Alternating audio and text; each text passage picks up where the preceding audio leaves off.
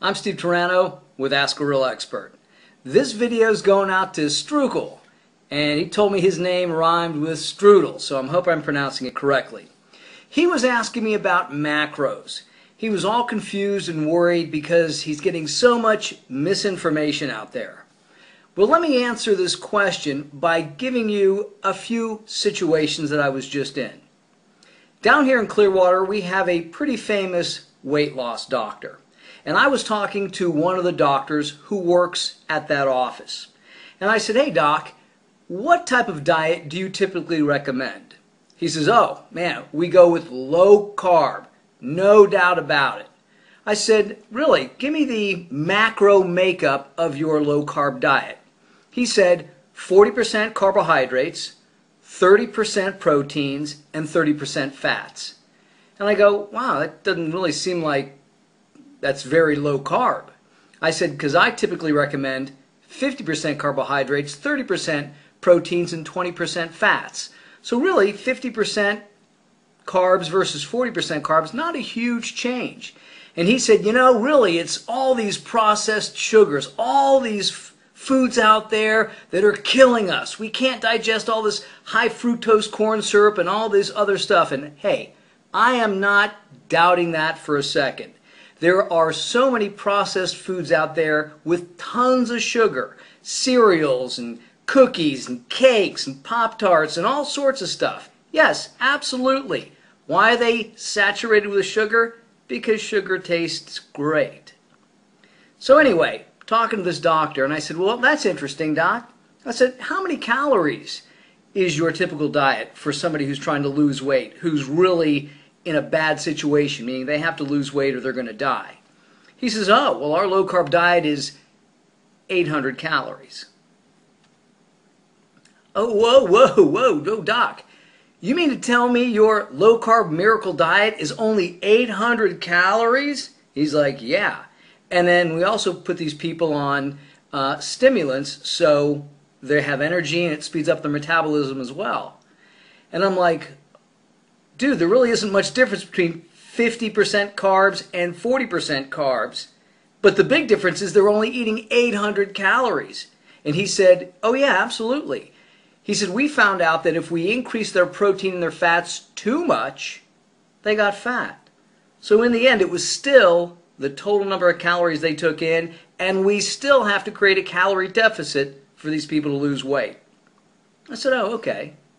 So now I'm in the gym a couple days later. My buddy and I are talking to a guy who's getting ready for a bodybuilding show. He's there. He looks great. He's huge. Now he's supplementing because you need that if you're going to be competing at any level in bodybuilding. And he's about a month out. He's big. He's ripped. He looks good. And I asked him, I said, hey, Mike, you know, how many calories are you taking in? And he said, I don't know. I have no idea. Really? Calories are the currency of weight loss and weight gain, and you don't know how many calories you're taking in? No, I have no idea. I'm thinking to myself, if you're going to do additional shows, maybe you should count your calories so you know where you are, how many days out, what worked, what didn't. Anyway, I said, hey, Mike, do you know what your carb, protein, and fat breakdown is? He goes, no, I have no idea. But I'll probably start tracking it now that I'm getting closer to the show. So now I'm thinking, there's a guy standing in front of me, looks just like the guys in the magazines. Now he's supplementing, but he looks just as big and just as ripped as the guys in the magazines. He didn't have a damn idea how many calories he's eating. He didn't even know what macros he's eating. Proteins, fats, carbs. He has no idea. So I'm talking to a guy who looks just as good as those dudes in the magazine, and he didn't know a damn thing about macros, proteins, fats, or carbs. So it's like I've always said, our diet supplies more than enough protein, even a shitty diet. If you ate at McDonald's breakfast, lunch, and dinner, you'd have more than enough protein to build muscle. So if you're worried about losing body fat, you have to create a calorie deficit, regardless of what you eat. If you're worried about getting big, the number one thing you need to do is lift hard. The second thing you need to do is lift consistently. And the third thing you need to do is lift intelligently. Those are the most important things. okay, because we get more than enough proteins. Our diet is laden with carbohydrates. So again, when you're talking about when I should eat, what I should mix, forget all that garbage. Just work out consistently. And I'm telling you, we get guys who train with us. Most of the guys who train with us are supplementing. And two things happen.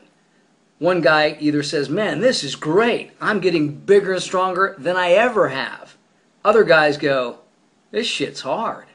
Man, I'd rather go back to lifting lightweight, getting a big pump, and still getting bigger because I'm supplementing. So in the end, you still got to train. You still got to train hard. You still got to train consistently. And don't worry so much about your macros. If you're trying to lose weight, create a calorie deficit. Watch your calories. Do cardio. If you're trying to get big, work out. I'm Steve Turano. Train smart, train hard.